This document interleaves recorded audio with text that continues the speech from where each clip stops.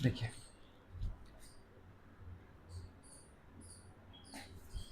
हम लोग को स्टार्ट करना है जो चैप्टर हमारा वो है चैप्टर 2, ठीक है। स्ट्रक्चर ऑफ एटम, क्या नाम है चैप्टर का? स्ट्रक्चर ऑफ एटम, ठीक है। इसको कई कई बुक्स में एटॉमिक स्ट्रक्चर भी लिखता है।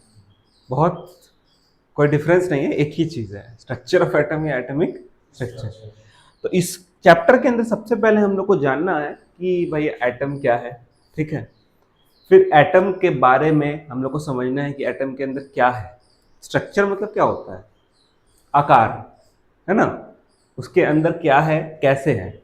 जैसे कि आपको पता है कि एक एटम के अंदर कुछ पार्टिकल्स होते हैं कि नहीं एटम के अंदर, कि एटम लास्ट है, उसके अंदर जो पार्टिकल्स है उसको हम लोग क्या बुलाएंगे? सब एटॉमिक पार्टिकल्स। सब मीन्स छोटा, एटम से भी जो छोटा है उसको हम लोग क्या बुलाएंगे? सब एटॉमिक पार्टिकल्स। तो आप सभी को पता है कि एटम के अंदर ये पार्टिकल्स होते हैं जिसमें इलेक्ट्रॉन है, प्रोटॉन है, न्यूट्रॉन है, और भी है, लेकिन अभी आप जो बेसिक में पता है आपको ये तीन तो पता ही है सभी को। तो हम लोग को इस चैप्टर में एक्चुअली समझना क्या है वो देखो बात को। सबसे पहले हम लोग जानेंगे कि एटम वगैरह का हिस्ट्री कहाँ से आया था, क्या है। उसके बाद जानेंगे कि एटम के अंदर का जो चीज़ है, ये जो इलेक्ट्रॉन प्रोटॉन न्यूट्रॉन है, उसका डिस्कवरी कैसे हुआ, ठीक है। उसके बाद जानेंगे हम लोग कि ये सब जो इलेक्ट्रॉन प्रोटॉन न्यूट्रॉन, ये जितने भी फंडामेंटल पार्टिकल्स है आपके, क्या वो बस रखे हुए हैं जैसे तैसे एटम के अंदर? जैसे अभी आप लोग इस क्लासरूम में यहाँ बैठे हुए हो, कोई एक पैटर्न पे अरेंज बैठे हुए हो ना, क्या इसी पैटर्न पे हो सकते थे या और कोई भी डिफरेंट पैटर्न पे भी बैठ सकते थे? कैसे भी बैठ सकते थे, हो सके चारों जन एक लाइन में बैठ जाते और बाकी सारा इधर बैठ जाते, हो सकता था ऐसा। लेकिन अभी एक स्पेसिफिक जगह पे हो। तो एटम्स के अंदर जब भी जो तुम्हारा सब एटॉमिक पार्टिकल्स है, जो इलेक्ट्रॉन प्रोटॉन न्यूट्रॉन है, वो कहाँ है, उनका अरेंजमेंट कैसा है, इस पूरा टर्म्स को हम लोग पढ़ते हैं किस चैप्टर के अंदर? एटॉमिक स्ट्रक्चर, समझे। इलेक्ट्रॉन प्रोटॉन न्यूट्रॉन, ये जितने भी सब एटॉमिक पार्टिकल्स है वो कहाँ सिचुएटेड है, क्या कर रहे हैं एटम के अंदर, क्या रुके हुए हैं, क्या वो मोशन में है, मोशन में है तो कितने मोशन में है, डिस्टेंस कहाँ है, ये सब कुछ हम लोग को पढ़ना है इस चैप्टर के अंदर। कोई दिक्कत नहीं। तो सबसे पहले हम लोग बेसिक से स्टार्ट करेंगे एकदम वर्ड का, ठीक है। एटॉमिक स्ट्रक्चर जानने से पहले सबसे पहले क्या जानेंगे बताओ? एटम का। क्या चीज जानेंगे? एटम। तो अगर अब एटम का देखो इंट्रोडक्शन दिया जाए, तो एटम के बारे में सबसे पहले जानकारी देने वाले लोग फिलोसफर्स थे। फिलोसफर समझते हो? मतलब बताओ, तुम लोग मुझको बता सकते हो तो। हाँ, जो पढ़े लिखे ज्ञानी हो। वही तो, खोज करता, इन्वेंटर नहीं। फिलोसफर्स वैसे लोग होते हैं ना जो थोड़ा सा कोई जो ज्ञान वाला बात है वो बताते हैं, लेकिन उनके पास कोई प्रूफ नहीं होता है, ठीक है। ये ऐसा होना चाहिए, ऐसे करना चाहिए, कोई भी बात बोल रहे हैं लेकिन उनके पास कोई रिजल्ट नहीं है, कुछ प्रूफ नहीं है तुमको दिखा सके, अरे देखो ऐसे बोल रहे हैं, ऐसा करना चाहिए, लेकिन क्यों। तो आप बीसीज में चल जाओ। बीसीज मतलब समझते हो ना थोड़ा बहुत, लगभग 400 बीसीज उस समय, उस जमाने में ही इंडियन और ग्रीक फिलोसफर्स ने इस बात को कह दिया था कि भैया जो भी कुछ हमारे आसपास है, जो मैटर है, हिंदी में क्या बोलते हैं, पदार्थ, है ना, जो भी हमारे आसपास है मैटर है। हम सब, तुम आप सब क्या है भैया? मैटर। ये मैटर को अगर आप छोटा करते जाओगे करते जाओगे करते जाओगे, डिवाइड करते जाओगे करते जाओगे करते जाओगे, तो आपको एक ऐसा स्टेज मिलेगा, एक ऐसा लेवल पे आप पहुंच जाओगे जिसके बाद छोटा करना पॉसिबल नहीं होगा। और उसी सबसे बेसिक, सबसे फंडामेंटल चीज को क्या नाम दिया गया? एटम, ठीक है। तो अगर एटम का हिस्ट्री के बारे में जाया जाए, तो एटम के बारे में सबसे पहले बात कहने वाले लोग कोई साइंटिस्ट नहीं थे, वो कौन थे? फिलोसफर्स थे। इंडियन फिलोसफर्स भी थे, ग्रीक फिलोसफर्स भी थे। अगर आपको क्लास 9th का थोड़ा सा याद होगा तो अब तुम्हारे 9th के बुक में बताया गया था महर्षि कन्नड़ के बारे में। वही सबसे पहले इंडियन फिलोसफर्स में one of the Indian philosophers थे जिन्होंने सबसे पहले बताया था कि कोई भी पदार्थ को जब छोटा करते जाओगे, छोटा करते जाओगे करते जाओगे, तो एक ऐसा स्टेज में पहुंचोगे जहां और छोटा करना पॉसिबल, और वो सबसे छोटा पार्ट होगा मैटर का, उसको क्या नाम दिया उन्होंने? एटम, हिंदी में परमाणु। मैटर को पदार्थ और सबसे छोटा पार्ट करते जाएंगे उसको हम लोग बोलते हैं परमाणु, यानी इंग्लिश में एटम। कोई दिक्कत? अगर ग्रीक हिस्ट्री में जाया जाए तो ग्रीक हिस्ट्री में भी जो एटम वर्ड है ना वो लिया गया है तुम्हारा, एक वहां का ग्रीक का जो लेटर है उसका मतलब होता है नॉट डिविजिबल, जिसको और डिवाइड, जिसको और कट नहीं कर सकते। समझे? कोई दिक्कत यहां तक में? हिस्ट्री समझ में आया? लेकिन ये सब फिलॉसफीज था। फिलॉसफीज मतलब समझते हो, एक कथित बात कह दिया लोग, कोई प्रूफ नहीं, कोई जानकारी नहीं, कोई रिजल्ट नहीं। तो साइंस तो भैया प्रूवन रिजल्ट पे काम करता है कि आप सबूत दो कि आप बोल रहे हो कि ऐसा ऐसा काम होता है, उसका कोई सबूत होना चाहिए ना आपके पास। ऐसा कोई सबूत वगैरह नहीं था। तो काफी समय तक ये सब जो थ्योरी रहा एकदम बंद रहा, मतलब इसके बारे में कोई चर्चा नहीं करता था, कोई एक्सपेरिमेंट नहीं करता था। फिर अल्टीमेटली जाके जॉन डाल्टन पहला वो साइंटिस्ट था जिसने पब्लिकली इस थ्योरी को पब्लिश किया कि ये जो एटम्स है वो कैसे होते हैं, क्या कर रहे होते हैं, उनका फीचर्स क्या है। इसको सबसे पहले अपना थ्योरी में उसने पब्लिश किया। और अपना थ्योरी का उसने क्या नाम रखा था, या फिर हम लोग क्या नाम से जानते हैं? Dalton's atomic theory. आपको चैप्टर 1 में भी इसका जानकारी था, आपको बेसिक क्लासेस में भी इसका जानकारी था, लेकिन हम लोग को जल्दी से रिकॉल करना है बस। ठीक है? क्या आपको बात समझ में आया? कोई दिक्कत? तो थोड़ा सा आप लोग लिखोगे, ठीक है? लिखो।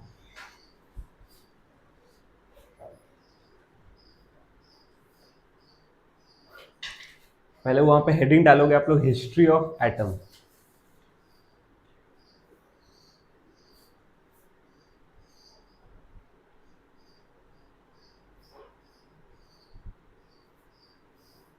हो जाएगा तो बताना। हो गया? Indian and Greek philosophers, Indian and Greek philosophers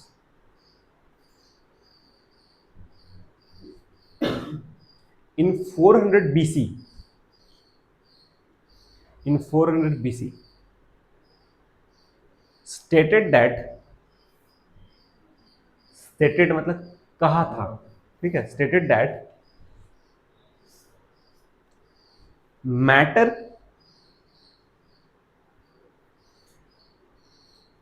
on division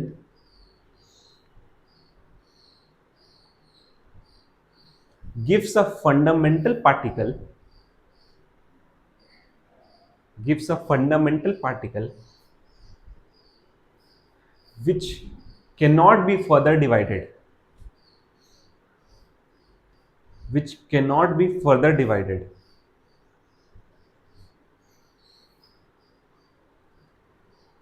It was named as atom. It was named as,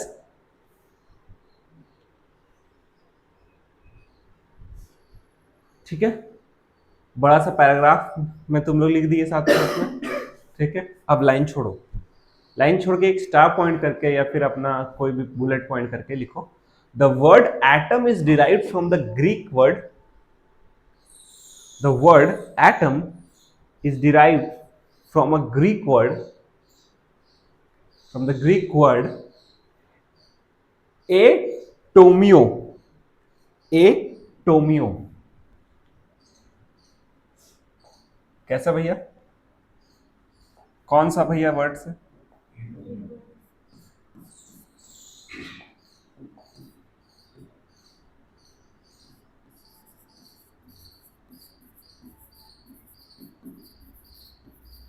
Atom is derived from the Greek word atomio, टोमिया, टोमी, ओ होना चाहिए। इस ग्रीक लेटर का मतलब क्या है? जिसको डिवाइड नहीं कर सकते, जिसको कट नहीं कर सकते, विच मीन्स हम लोग यहाँ पे लिख सकते हैं इसको,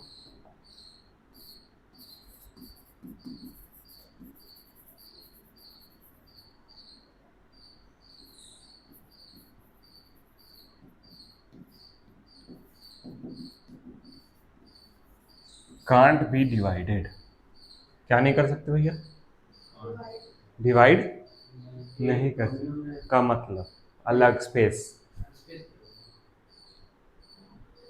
ओके, क्या आपको इतना क्लियर हो गया? कोई दिक्कत नहीं?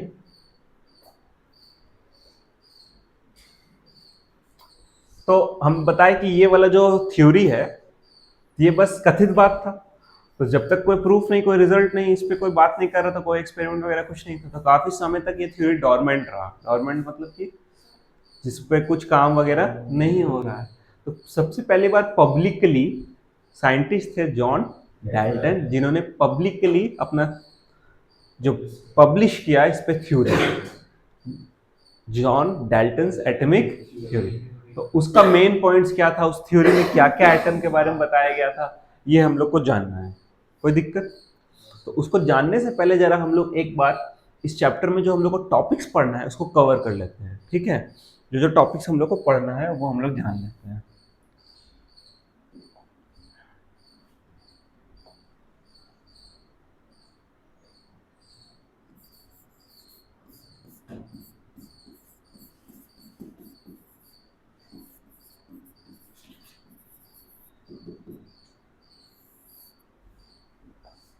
देखिए, हम बोलेंगे लिख लोगे कि लिखवाना पड़ेगा? बोलेंगे लिख लोगे?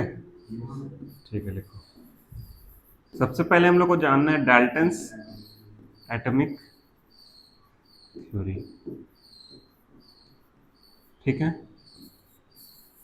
उसके बाद हम लोग को जानना है डिस्कवरी ऑफ सब एटॉमिक पार्टिकल्स।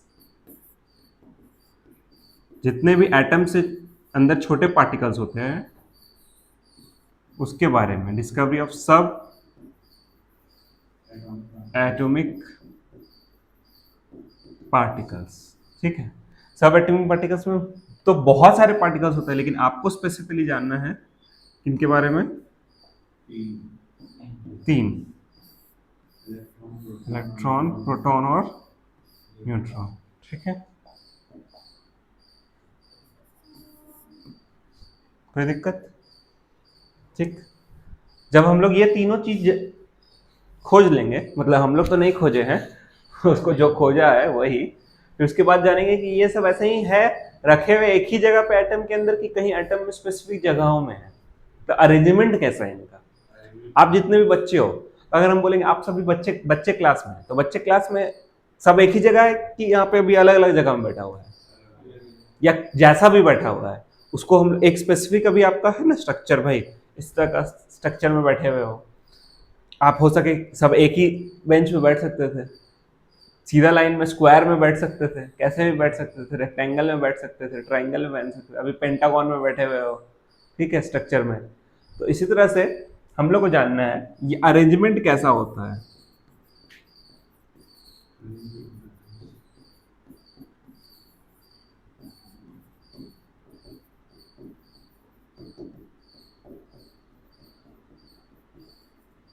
इन्हीं पार्टिकल्स का अरेंजमेंट कैसा है, ठीक है? कोई दिक्कत? अरेंजमेंट को ही हम लोग बोलते हैं एटॉमिक मॉडल। क्या बोलते हैं? मतलब कि एटम कैसा दिख रहा है अंदर से, इसके बारे में अलग अलग साइंटिस्टों ने अपना अपना मॉडल निकाला था। तो वही एटॉमिक मॉडल्स को हम लोग को क्या करना है, पढ़ना है। इसके अंदर हम लोग को क्या पढ़ना है, जरा एक बार हम लोग डिस्कस कर लेते हैं। तो थर्ड नंबर के अंदर हम लोग को, ठीक है, इसमें हमको सबसे पहले पढ़ना है थॉमसन एटॉमिक मॉडल। किसका एटॉमिक मॉडल पढ़ना है? Thomson, J Thomson, Thomson model. फिर पढ़ना है हम लोग को रदरफोर्ड्स एटॉमिक मॉडल। फिर आपको पढ़ना है नील बोर्स एटॉमिक मॉडल, ठीक है? नील, NEIL, नील बोर्स एटॉमिक मॉडल, ठीक है? तुम लोग नीचे पढ़ोगे क्या? वो उसका मॉडल नहीं था। उसके बाद आपको पढ़ना है एक वेव मैकेनिकल मॉडल। ये डिफरेंट डिफरेंट एटम्स का बारे में स्ट्रक्चर देने वाले अलग अलग मॉडल्स है, ये पढ़ने हैं आपको। ठीक है, हम आगे करते हैं, थोड़ा सा करें।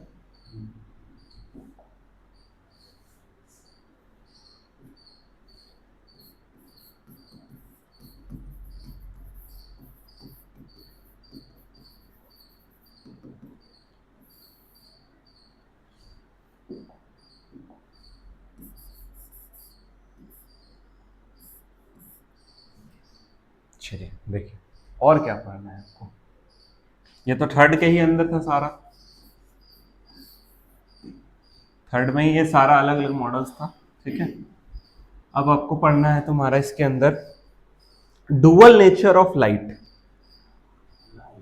हाँ,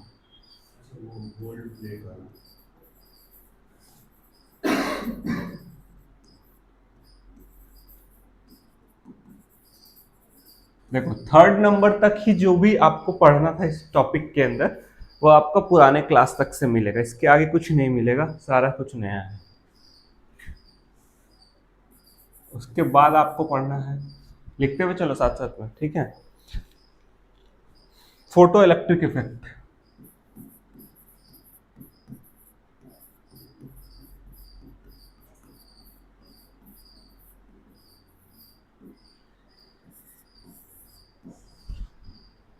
photo electric effect, dual nature of matter,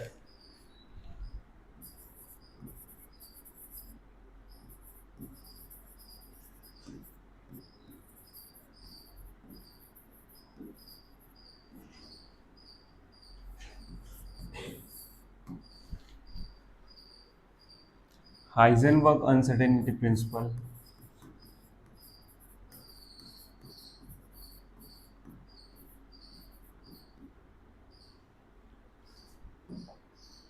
ये नाम बहुत अजीब लग रहा होगा अभी।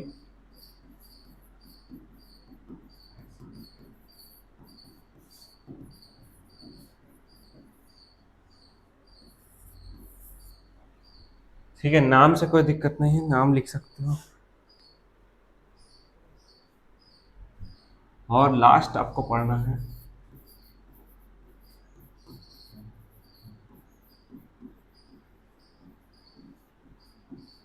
Quantum numbers.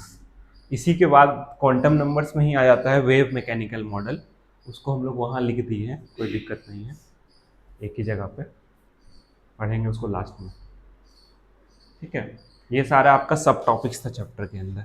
तो इसमें जो ब्रदर बोर्स मॉडल तक आपको पहले से पढ़ा हुआ रहेगा, उसी को थोड़ा डीप में पढ़ना है बस। ठीक है, मतलब ये टॉपिक्स आप लोग पहले जानकारी ले चुके हो, इसका डीप अंडरस्टैंडिंग में बहुत कुछ आएगा। उसके बाद का जितना भी चीज़ें बिल्कुल नया है आपके लिए। ठीक है, बिल्कुल नया है, एकदम अलग ही लगेगा। तो चलिए अब आप लोग सबसे पहला स्टार्ट करते हैं, हमारा क्या है बताओ, पहला टॉपिक आपको क्या पढ़ना है बताओ। डाल्टन्स एटॉमिक मॉडल पहला टॉपिक यही है। ठीक है, डाल्टन्स एटॉमिक मॉडल नहीं, सॉरी, डाल्टन्स एटॉमिक थ्योरी है, मॉडल नहीं दिया था। मॉडल एंड थ्योरी में बहुत अंतर है। ठीक है, मॉडल तुम्हारा बताता है एक्चुअली कि कैसा है एटम अंदर से, थ्योरी बस कुछ पॉइंट्स कहता है सिंपली कि एटम ऐसा है ऐसा है ऐसा है। मॉडल एक्चुअली में तुमको बताएगा स्ट्रक्चर, पोजीशन, कि अच्छा एटम के अंदर ये है, एटम के अंदर ये है, और ये यहाँ पर है, ये इस जगह पर है, ये सब कुछ इंफॉर्मेशन देगा मॉडल के अंदर।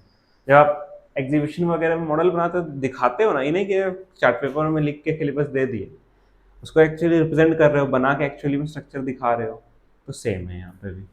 ठीक है, कोई दिक्कत नहीं, आगे बढ़े हम लोग, कोई दिक्कत नहीं।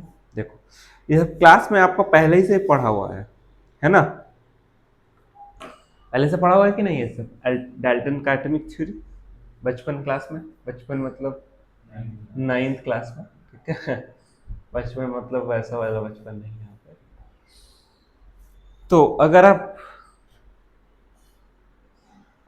डाल्टन का एटॉमिक थ्योरी पे ध्यान दोगे तो डाल्टन का एटॉमिक थ्योरी क्या बोलता था कि जो मैटर है उसको जब आप तोड़ते जाओगे तोड़ते जाओगे तोड़ते जाओगे तो क्या मिलेगा भैया, ऐसा पार्टिकल मिलेगा जिसको और तोड़ना पॉसिबल नहीं है, और उसी पार्टिकल को क्या नाम दिया, एटम।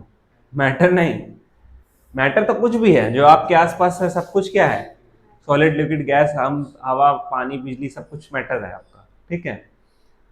तो इसको जब आप तोड़ते जाओगे तो बोला था कि मैटर बना हुआ है क्या चीज का, एटम्स का, ठीक है, जिसको और छोटा करना पॉसिबल नहीं है। तो डाल्टन का एटॉमिक थ्योरी जो का मेन जो कॉन्सेप्ट था वो था indivisibility of atom.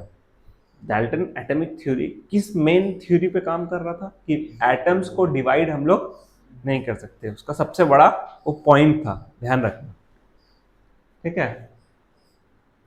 Atoms Greek word से आया है, एटोमियो से, ठीक है, जिसका मतलब क्या होता है, इनडिविजिबल, जिसको और डिवाइड नहीं कर सकते, और वो सबसे स्मॉलेस्ट पार्टिकल है मैटर का, which can not be divided further. Dalton का एटॉमिक थ्योरी, ठीक है, देखो डाल्टन का जो एटॉमिक थ्योरी था ना वो केमिस्ट्री के कुछ लॉस को अच्छे से एक्सप्लेन कर रहा था, जिसमें था तुम्हारा law of conservation of mass, law of constant proportion, law of multiple portion, इन सब चीज को एक्सप्लेन कर रहा था, ठीक है। तो फिर किस चीज को एक्सप्लेन नहीं कर पा रहा था, ठीक है,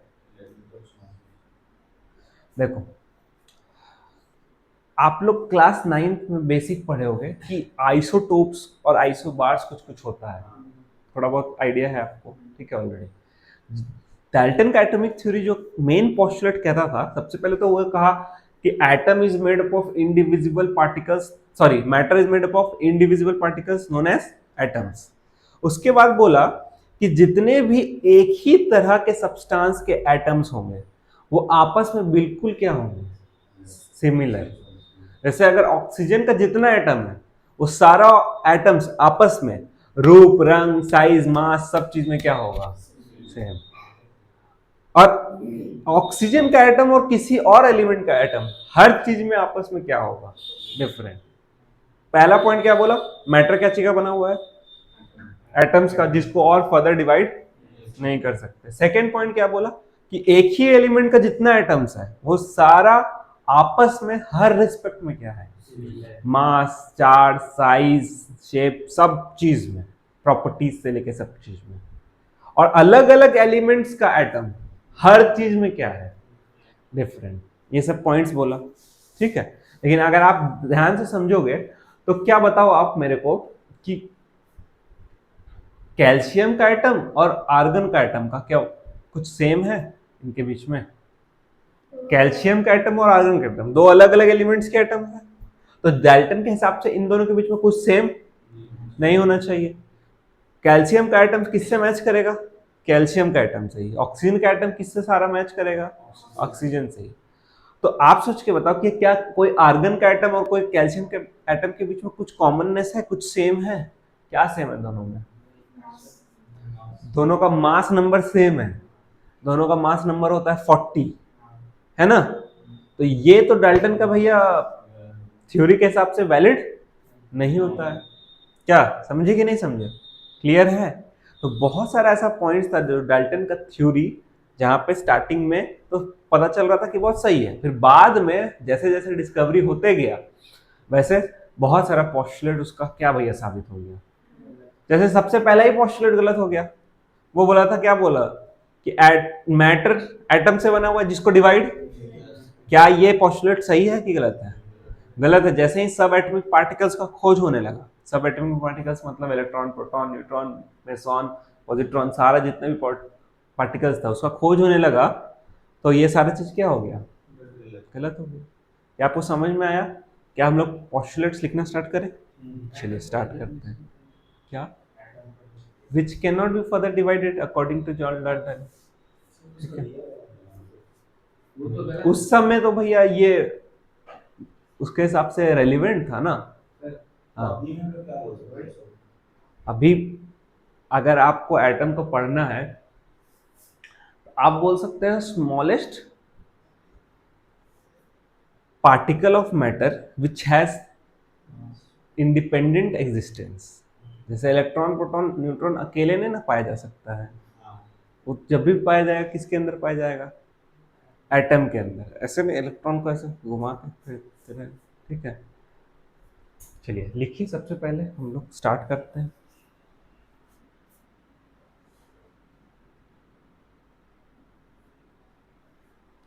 वही सब बताया, एजम्पशन स्ट्रॉन्ग है, ठीक है। हम लोग चल स्टार्ट कर देते हैं पहला पॉइंट से।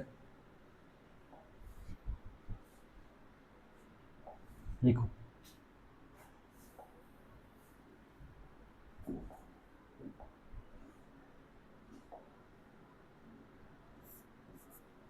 बोले सबसे पहले लिखो, Dalton's concept was related to, Dalton's concept was related to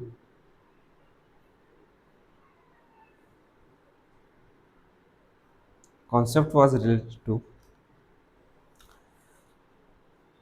indivisibility of atom।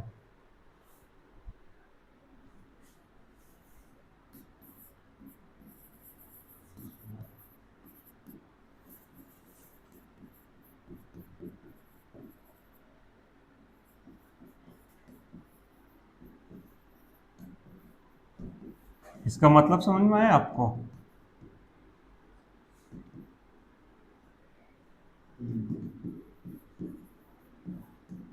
Atom का जो कॉन्सेप्ट ही है वो किस चीज पे आधारित था, कि डिवाइड हम लोग नहीं कर सकते किसको, एटम को, ठीक है। अब इसके बाद लिखोगे, its main postulates are,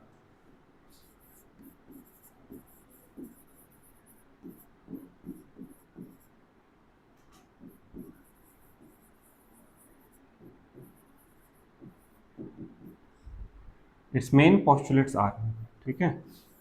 number 1 2 करके इस तरह से लिखते जाएंगे हम लोग, ठीक। चलिए लिखे, देखो, एटम इज द, पहला number, atom is the smallest of an element, atom is the smallest of an element, element, matter भी कह सकते हो, कोई दिक्कत नहीं, हम एलिमेंट के रिस्पेक्ट में लिखवा दिए, विच कांट बी फर्दर सब divided, which can't be further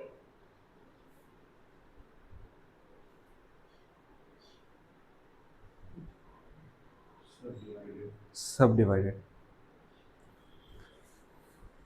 ठीक। पॉइंट नंबर 2 लिखो, atoms of the same element, atoms of the same element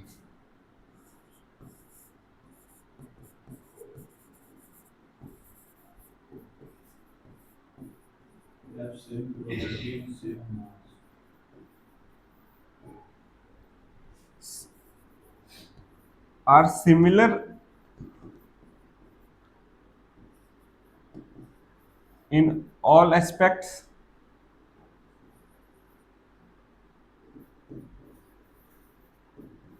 and atoms of different elements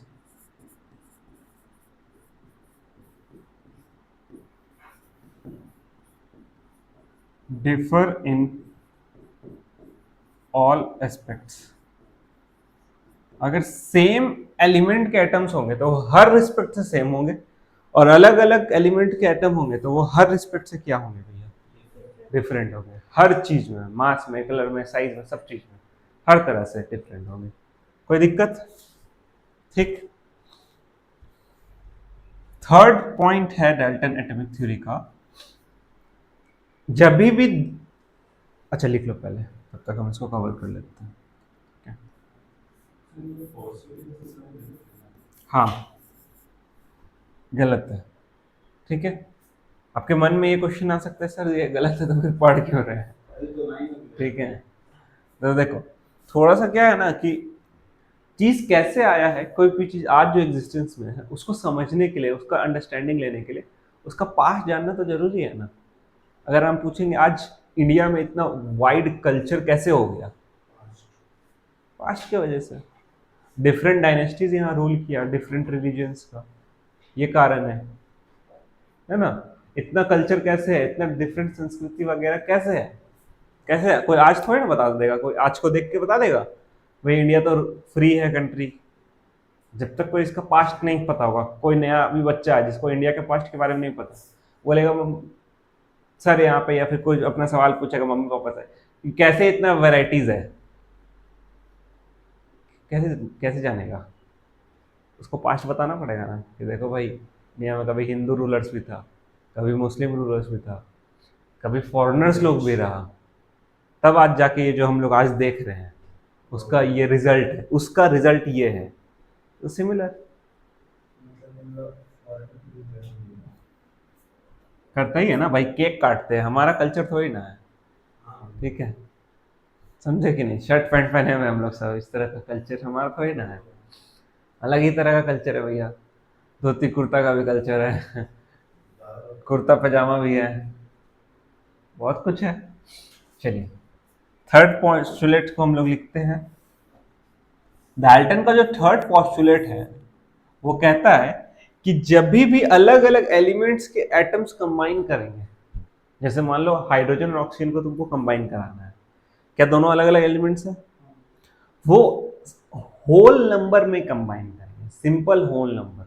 जैसे हो सके दो हाइड्रोजन का एटम आया होगा और एक किसका एटम आया होगा, ऑक्सीजन का, या एक हाइड्रोजन का एटम आया होगा, तीन किसका एटम आया होगा, ऑक्सीजन का। तो बोला जब भी अलग अलग एलिमेंट्स के एटम कंबाइन करेंगे ना, वो तो सिंपल रेशियो में कंबाइन करेंगे। जैसे ऐसा नहीं होगा कि कभी हाइड्रोजन का 2.5 एटम कंबाइन करेगा ऑक्सीजन का 3 एटम के साथ, ठीक है, हाइड्रोजन का आधा एटम कंबाइन करेगा ऑक्सीजन का 6 एटम के साथ। तो बोला जब भी एलिमेंट्स अलग अलग एलिमेंट्स के एटम्स कंबाइन करेंगे वो कैसा नंबर्स में कंबाइन करेंगे, सिंपल होल नंबर्स, ठीक है। हाँ उसके हिसाब से सही था ना, उस टाइम के हिसाब से सही था, अभी भी सही नहीं है पूरी तरह से, क्योंकि अभी भी बहुत सारा ऐसा कंपाउंड्स पाया गया है जिसमें तुम्हारा पॉइंट्स में अमाउंट मिलता है। अभी हम लोग कंपाउंड देखेंगे इस तरह का, ठीक है, इसको लिखो। Atoms of different elements, atoms of different elements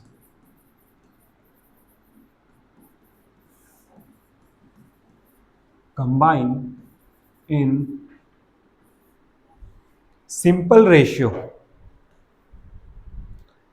combine in simple ratio to form compounds, to form compounds,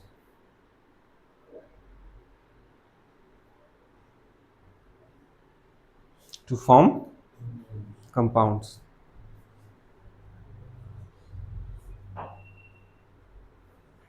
हो गया, कोई दिक्कत? जैसे सर देखो एग्जांपल में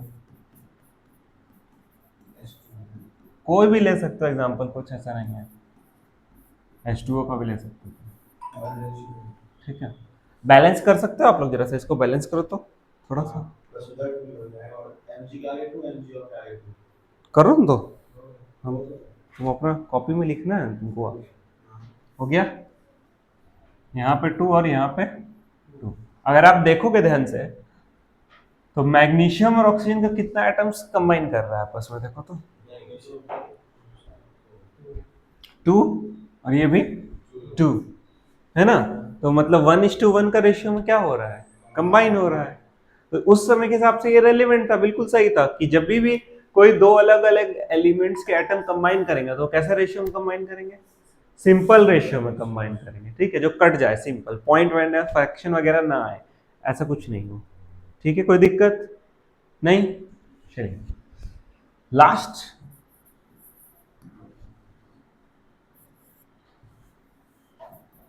क्या बोला, atoms can neither be created nor can be destroyed। ठीक है, बोला एटम्स को ना क्रिएट कर सकते हैं हम लोग, ना पूरी तरह से क्या कर सकते हैं, डिस्ट्रॉय कर सकते हैं। ठीक है, ये भी गलत है, ये भी गलत है। ठीक है, कोई दिक्कत?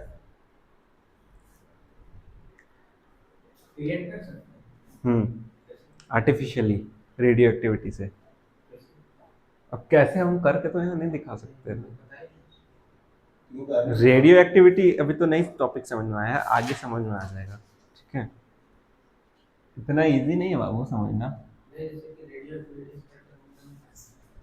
आ जाओ, टॉपिक से भटक जाएंगे हम लोग। कुछ तो चाहिए, रेडियो एक्टिविटी पहले इंफॉर्मेशन देंगे ना तब समझ में आएगा। पढ़ना है, क्रिएट करना नहीं पढ़ना है, लेकिन पढ़ना है। ठीक है, देखिए इसको अब हम लोग लिखेंगे।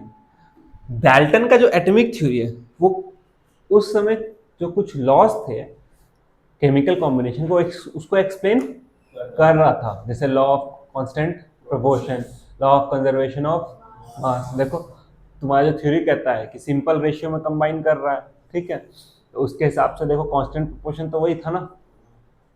तो ये सब कुछ कुछ लॉस को ओबे कर रहा था, लेकिन क्या चीज को ओबे नहीं किया, क्यों गलत साबित हो गया डेल्टन एटॉमिक थ्योरी, वो सब हम लोग देखते हैं जल्दी से। इसको लिखिए, लिखो तो बोलेंगे हो जाएगा। लिखो Dalton's atomic theory, Dalton's atomic theory, या डायरेक्ट लिखो ना, D dot A dot T. ठीक है, was able to explain was able to explain law of conservation of mass, law of conservation of mass, law of constant proportion,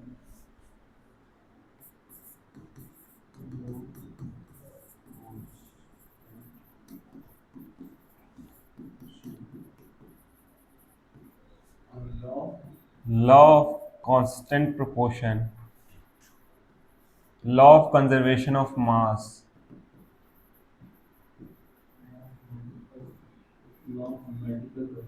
हाँ,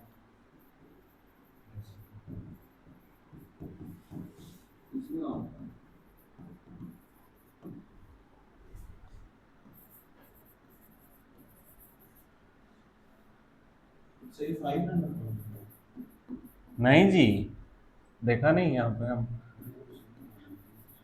break कर दिए। ठीक है,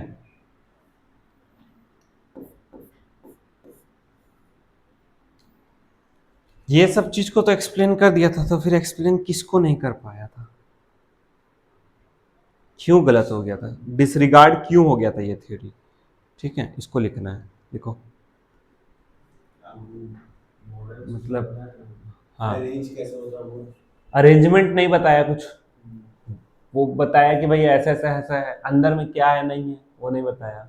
ठीक है, और सबसे पहला जो पोस्टुलेट है उसका क्या है, देखो सबसे पहला पोस्टुलेट देखो क्या है, एटम्स क्या है, इनडिविजिबल है। तो क्या ये पोस्टुलेट कब गलत हुआ होगा, सोचो।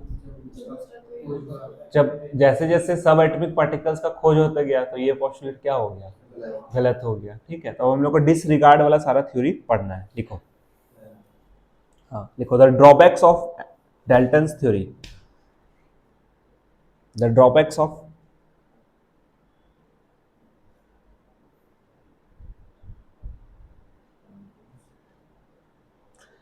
The drawbacks of Dalton's theory.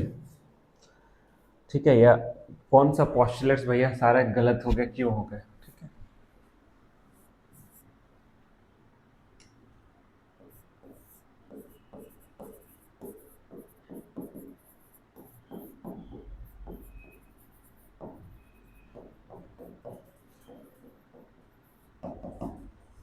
तो सबसे पहले कोई वो इंटरनल स्ट्रक्चर के बारे में बता नहीं पाया कि एटम कैसा है। It failed to explain the internal structure of atom. It it if नहीं इट इट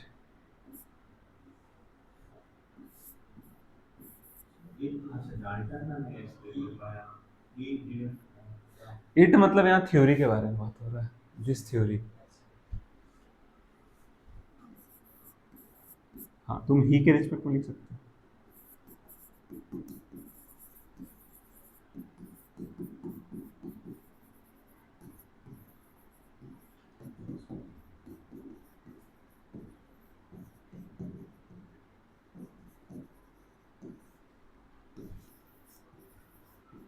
एटम अंदर से कैसा है वगैरह कुछ नहीं, नो इन्फॉर्मेशन। ठीक है।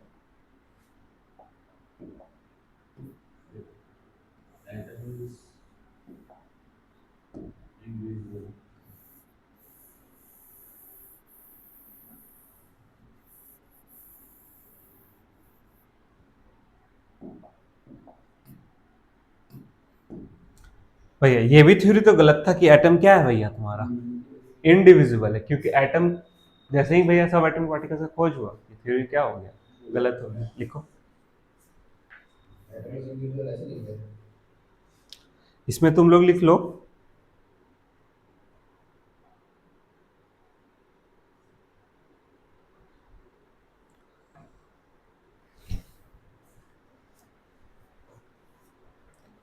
atoms can be divided into subatomic particles.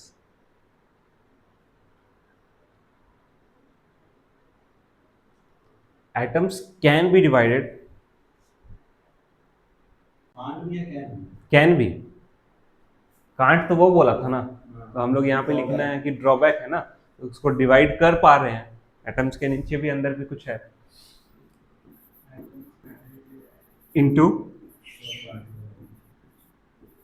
Divided into सब एटॉमिक पार्टिकल्स।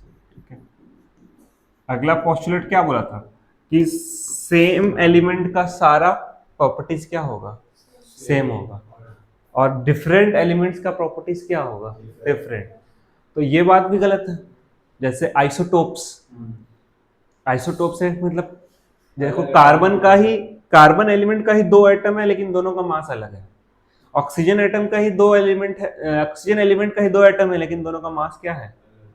वो बोला था कि अगर ऑक्सीजन का जितना एटम होगा सबका सारा प्रॉपर्टीज क्या होना चाहिए, इक्वल। लेकिन जब ये डिस्कवरी हुआ कि आइसोटोप्स नाम का भी चीज होता है कि एक ही एलिमेंट के अलग अलग एटम्स पाए जा रहे हैं जिनका मास क्या है, डिफरेंट। जैसे हाइड्रोजन का ही 3 डिफरेंट टाइप्स का एटम मिलता है ना, याद है ना।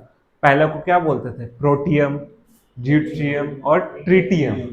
ये 3 हाइड्रोजन ही के एटम्स है लेकिन तीनों आपस में भैया प्रॉपर्टी डिफरेंट रखते हैं, मास डिफरेंट है, प्रोटियम का, ड्यूट्रियम का और ट्रिटियम का। समझे। ये वाला पोस्टुलेट भी क्या हो जाता है, गलत। लिखो, atoms of same elements can be different. वो बोला था कि atoms of same elements are similar, atoms of same elements can be different, अलग हो सकते हैं। Atoms of same elements can be different because of, कैसे पता चला, हाँ, because of existence of isotopes. बता देते हैं सब, कोई दिक्कत नहीं है। जैसे देखो example, oxygen,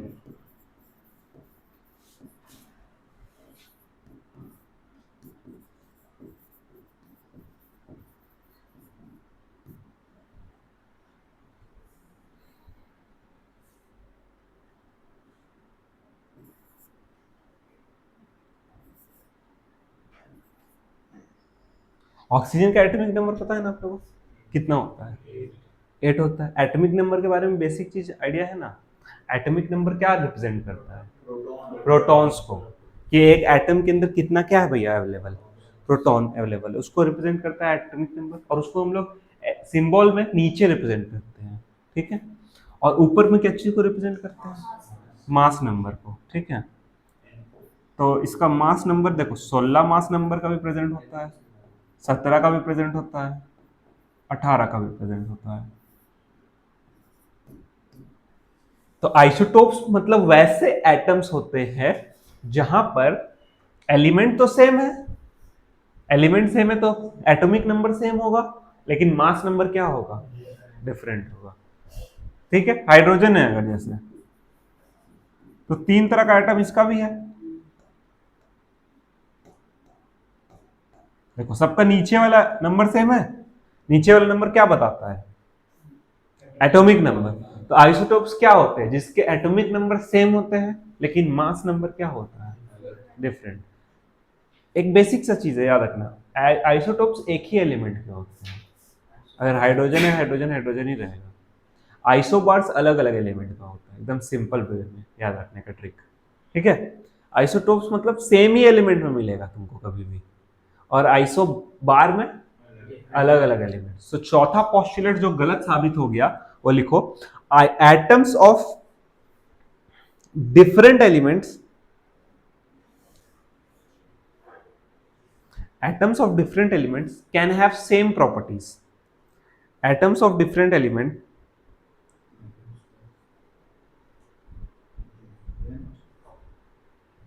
atoms of different element can have same properties, can have same properties। ठीक है, मेरे पास जगह नहीं, अगला में लिखते हैं।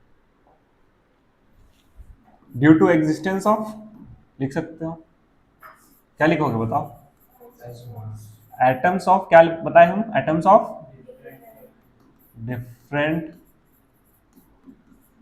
Elements can have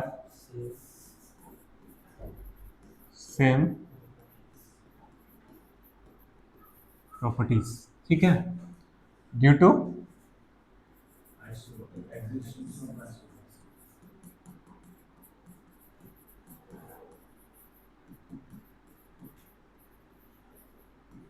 isobars. Example आप लिख सकते हैं अपने से, जैसे देखो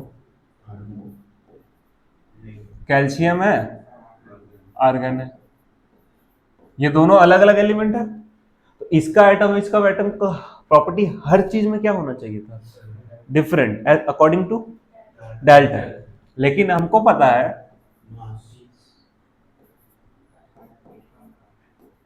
इनका मास नंबर सेम है सर, देखो 40-40, एटॉमिक नंबर तो डिफरेंट है। ठीक है सर, होना भी चाहिए क्योंकि एलिमेंट ही अलग है। कोई दो अलग एलिमेंट का एटॉमिक नंबर सेम कैसे हो सकता है। ठीक है, दो बच्चा का रोल नंबर सेम हो सकता है क्लास में, नाम सेम हो सकता है, टाइटल सेम हो सकता है। ठीक है, फादर नेम भी हो सके सेम मैच कर जाए, लेकिन रोल नंबर कभी दो बच्चे का मैच करेगा। तो रोल नंबर से याद रखना कि एटम्स लोग का या एलिमेंट्स का रोल नंबर क्या होता है, उसका एटॉमिक नंबर, जो कि कभी सेम नहीं हो सकता। कितना भी दो वो सेम तरह का एटम्स मिल जाए, प्रॉपर्टी सेम रहेगा, उनका रोल नंबर सेम नहीं होने वाला, यानी एटॉमिक नंबर कभी भी सेम नहीं होता किसी का भी।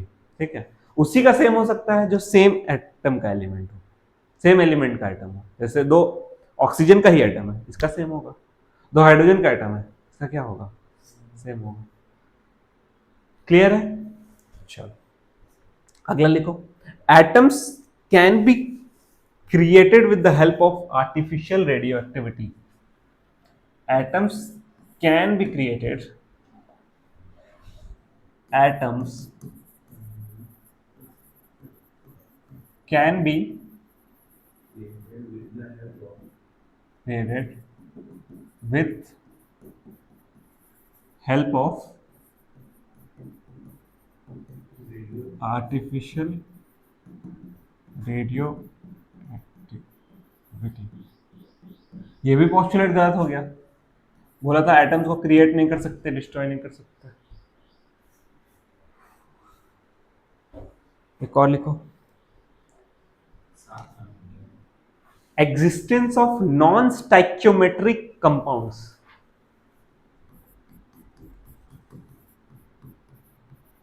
existence of non stoichiometric, spelling लिखो STOI, STOI।